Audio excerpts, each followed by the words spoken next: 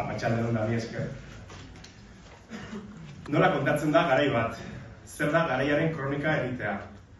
Errealitate soziala fragmentatuta agertzen da ohiko hedabideetan. Kultura, ekonomia, politika, baina zer da albiste bat, zer da kontatu beharrekoa. Enpresarien, estatuen eta alderdien prentsa bulegoen erritmoa dute gehienetan albisteriek. Baina badaira beste galdera batzuk.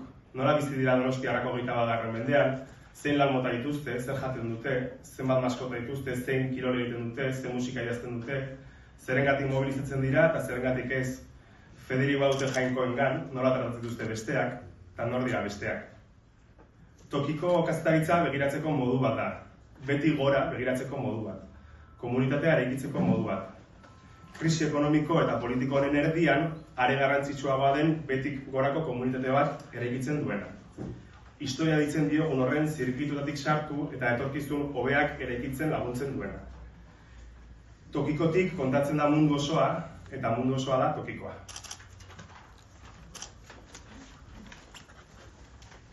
Eskerrik asko Argia, sari ederronengatik.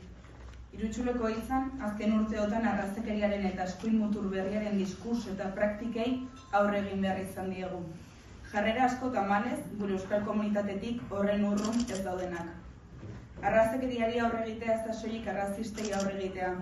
Ere bada donostiartasun berri bat eraikitzea eta gure hizkuntza erabiltzea zubiak eraikitzeko. Horregatik sortu genuen ongietorri auzora atala. Donostia asko sartzen diren donostia baten alde lanean ari garelako.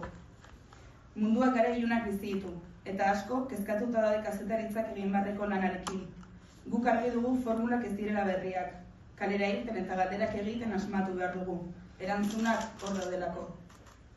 20 urte beteko ditugu aurten, eta gure eredua indartzen jarraitzeko balio bezala. Elkarlana eta betik gorako begirada.